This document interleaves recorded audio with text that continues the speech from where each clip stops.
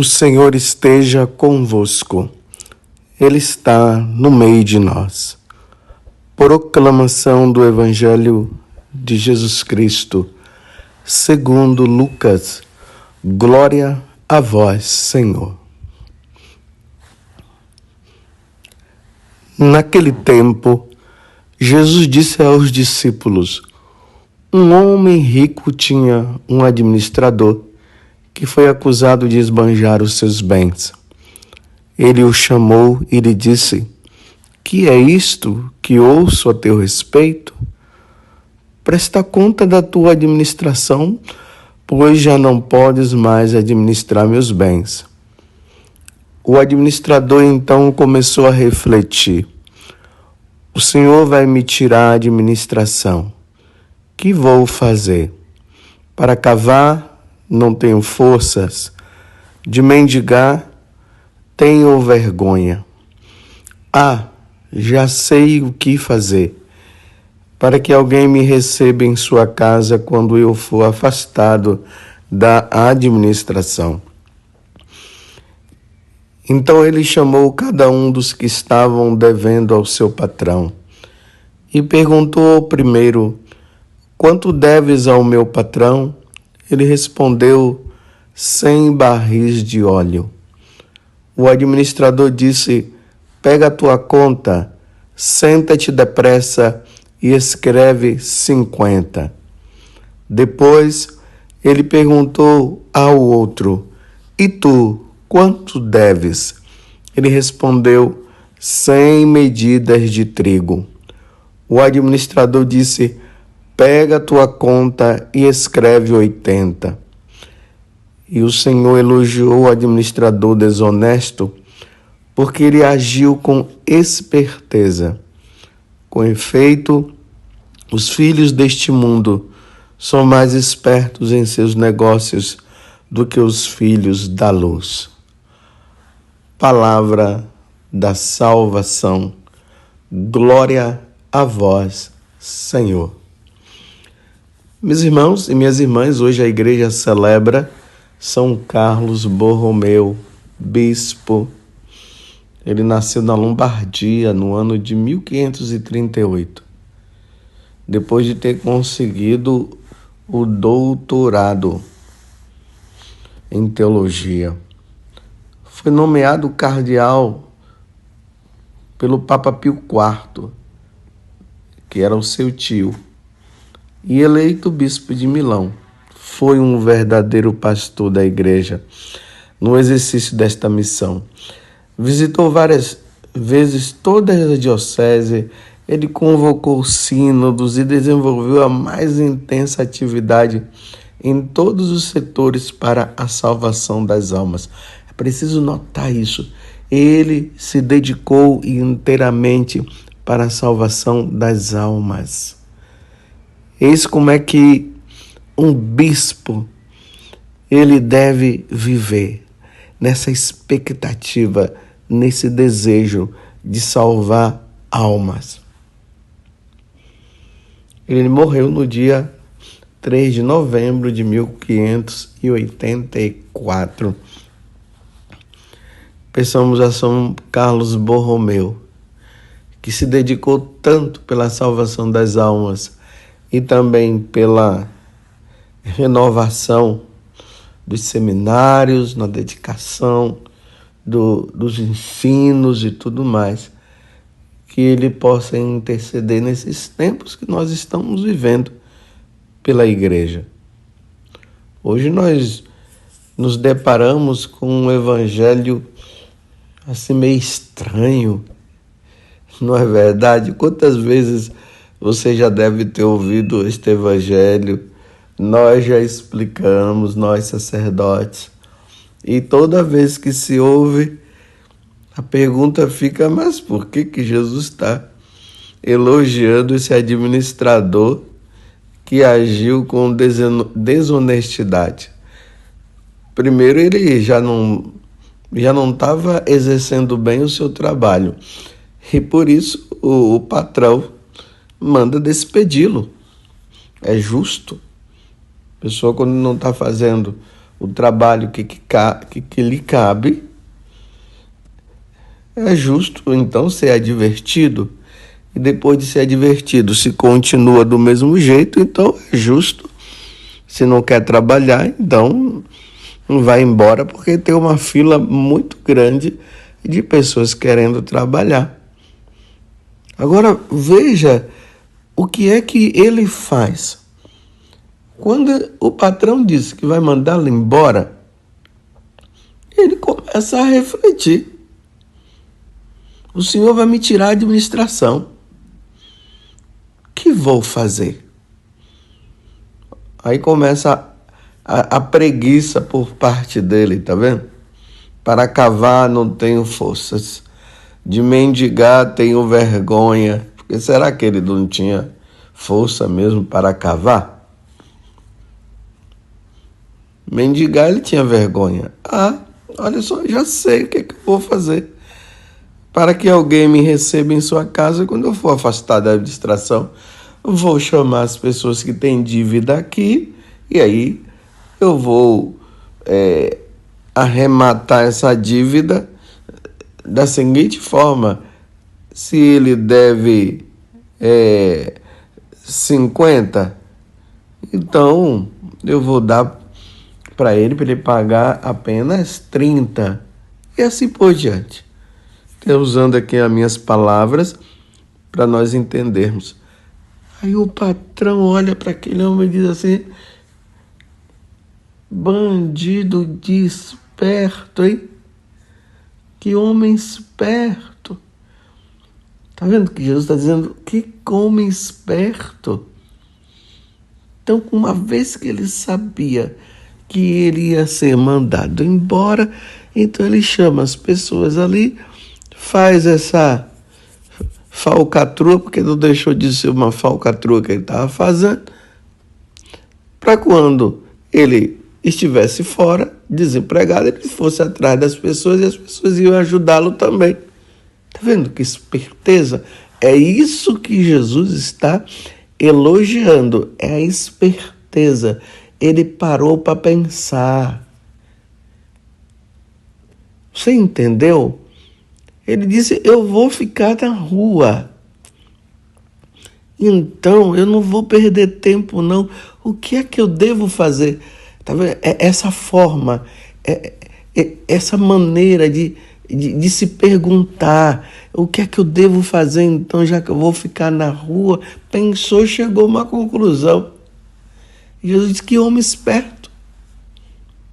Aí Jesus conclui dizendo, então: os filhos deste mundo são mais espertos em seus negócios do que os filhos da luz. Em outras palavras, Jesus está dizendo: nós, batizados, católicos, sabendo que um dia nós teremos que prestar contas a Deus dos nossos atos, como diz São Paulo na carta aos Coríntios, que um dia nós iremos diante do trono de Deus para prestar conta dos nossos atos praticados nesta vida. A nossa alma irá diante de Deus para prestar essas contas. Então, o que fazer? Está vendo a pergunta? A reflexão. O que é que eu devo fazer para salvar minha alma? É isso que Jesus está dizendo. Que os filhos das trevas, eles são mais espertos. Eles, já sei como é que eu vou fazer. Então, é assim que nós devemos fazer também. Se um dia a minha alma terá que prestar contas a Deus dos seus atos, o que é que eu devo fazer então? Para quando eu chegar lá, o Senhor não dizer assim: eu não te conheço, afastai-vos de mim, ide para o fogo eterno. Então, para Deus não dizer isso, o que é que eu devo fazer? Aí ficam os católicos, depois de ter conhecido a palavra de Deus, de ter conhecido as coisas que Deus nos ensina, sabendo que num dia nós teremos que ir para o céu e vai depender de como nós agimos aqui na terra. Então fica aí nesse mundo. Tá tudo bem, tá tudo maravilhoso, não tem problema, vamos ficar tranquilos, no final tudo vai dar certo. É assim mesmo? Meus irmãos, não foi assim que os santos fizeram. Não foi assim. Por exemplo, ontem eu estava na paróquia do Padre Anderson, aqui da comunidade Canção Nova, em São Paulo. E lá conta a história de Santa Cândida. Era uma pagã. E Santa Cândida, ela teve a oportunidade de se encontrar com São Pedro. Então, logo quando São Pedro foi para Roma, e lá ele foi martirizado, nessa ida em Roma, uma terra de pagão, ele encontrou Cândida. E aí, Cândida ouviu a pregação de Pedro. Pedro usou da oportunidade que tinha para evangelizar. E o que foi que aconteceu? Cândida se converteu. Se convertendo, foi batizada. E aí a família dela também acabou indo. Ela participou da missa celebrada com São Pedro, por São Pedro. E aí São Pedro disse para ela: aproveita, minha filha, e evangeliza, fala, leva outras pessoas para Deus. Tá vendo? Essa esperteza, essa negociação. Então, ela levou o evangelho para outras pessoas e, ao mesmo tempo, ela levou uma vida santa.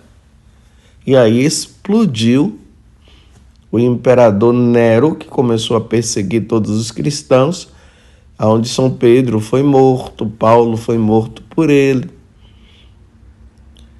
Cândida também. Mas antes de Cândida prestar contas a Deus dos atos dela, ela levou uma vida santa. Você compreende? Ela negociou a vida dela, ela negociou. E aqui, meus irmãos, não é simplesmente porque ela pregou o evangelho e outras pessoas foram salvas. É que ela levou uma vida santa. A negociação e a esperteza de nós, batizados, nós católicos, a nossa esperteza é essa. Não podemos perder tempo. Precisamos levar uma vida de santo. E levando a vida de santo, nós nos tornaremos santos. E aí nós nos salvaremos. Então a pergunta é, diante dessa história, deste fato que eu acabei de contar de Santa Cândida, que ela de pagã se tornou cristã e de cristã se tornou santa. Isso significa eliminou o pecado da vida dela. O que você tem feito da tua vida? Você tem parado para refletir? E a reflexão é essa que eu estou dizendo para você agora. O que eu devo fazer para ganhar a vida eterna? Vocês se lembram também daquela pergunta do jovem rico? Senhor, o que eu devo fazer para ganhar a vida eterna? Pratica os mandamentos. Jesus falou. Ele disse, isso eu já faço, tem mais alguma coisa para eu fazer? Está vendo a reflexão? O que é que eu devo fazer mais? Então vai, vende tudo que você tem, dá para os pobres e me siga. Infelizmente, quando chegou nesse ponto, ele, em vez de ele refletir e fazer, já estava pegado ao dinheiro dele, então ele voltou para casa. Esse tempo, meus irmãos, é de negociação. Esse tempo, meus irmãos, é tempo de lutar pela santidade. Esse tempo é um tempo de não perder mais tempo. Esta é a reflexão que nós deveremos fazer. Nós não podemos mais perder tempo. E esse pensamento deve estar sempre dentro de nós. Por hoje eu não devo mais pecar. De que adianta o homem ganhar o mundo inteiro e perder a sua alma? Foi isso que Santo Inácio fez com São Francisco Xavier, que também era outro, que levava uma vida totalmente errada. E quando Santo Inácio falou para ele, porque tanto Santo Inácio como ele ainda não eram santos, né? Nós falamos Santo Inácio e São Francisco Xavier, porque agora eles são santos. Mas naquele momento em que Santo Inácio já estava negociando a vida dele, ele já estava percebendo que ele não podia mais viver uma vida de qualquer jeito. E começou a viver essa vida santa. E viu que Francisco também precisaria, que é o Xavier. Ele jogou essa palavra que devo. De que adianta você ganhar o mundo inteiro, Xavier, e perder a sua alma? Até que chegou um momento que Xavier se dirigiu ali a Inácio, que ainda não era santo, e disse para ele: por que você está dizendo isso? E ele, Xavier, de que adianta você ganhar o mundo inteiro e perder a sua alma? Eu vou perder minha alma, nada? Aí Santo Inácio disse: será? Levou ele a pensar. A partir daquele momento, a vida dele mudou. E aí agora ele começou a levar uma vida santa. Foi pregar, pregou na Índia, pregou na China. Quando estava indo para o Japão, acometido de uma doença, acabou morrendo. Mas ganhou a vida eterna. Então, se os filhos das trevas, eles sabem como fazer as coisas para ganhar, até mesmo de forma desonesta, mas eles fazem, porque eles pensam. Então, meus irmãos, vamos pensar. Nós, católicos, precisamos pensar, precisamos estar atentos. Um dia nós teremos que ir deste mundo ao encontro de Deus, a nossa alma irá. E o que é que eu tenho feito para salvar a minha alma? O que você tem feito para salvar a sua alma? Não vamos brincar mais. A nossa vida é breve. Pouco tempo resta para cada um de nós também. Pensemos, meus irmãos. Ainda mais que hoje nós vivemos num mundo onde as pessoas não querem pensar mais.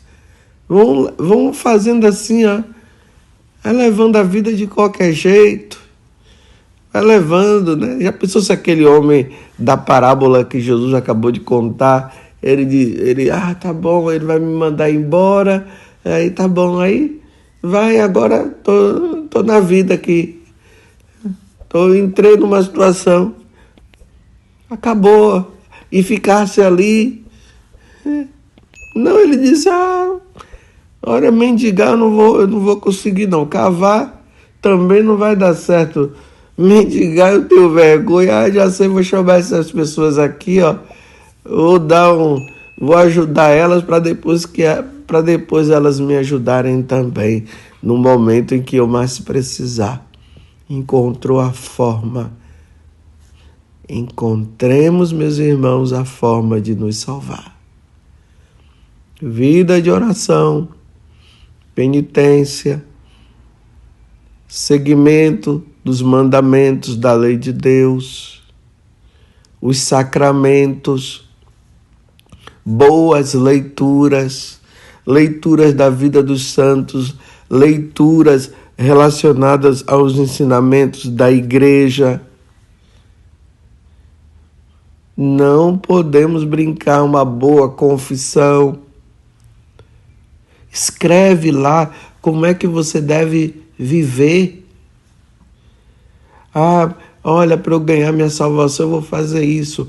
Uma vez por mês eu vou fazer obras de caridade, vou ajudar as pessoas. Claro, devido a tantas coisas que você faz. Tal hora vai ser meu horário de oração. Se você é pai e mãe, eu vou ajudar os meus filhos nesses tempos difíceis.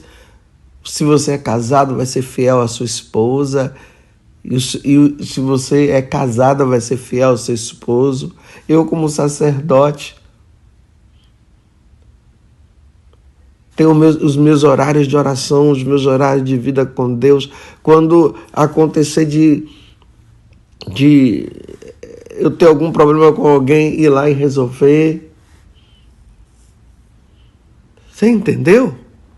Isso é negociar, isso é pensar. Já que um dia eu terei que prestar contas a Deus dos meus atos, então eu vou fazer o possível aqui na terra para que os meus atos sejam bons, que não sejam atos ruins. Tudo isso para ganhar salvação. Se os filhos das trevas sabem como agir, muito mais nós, muito mais eu e muito mais você. Peçamos a Deus a graça de não perdermos mais tempo e de usarmos bem de tudo aquilo que Deus nos dá para ganharmos a nossa salvação. Salvemos a nossa alma. Louvado seja nosso Senhor Jesus Cristo, para sempre seja louvado, e a nossa Mãe Maria Santíssima.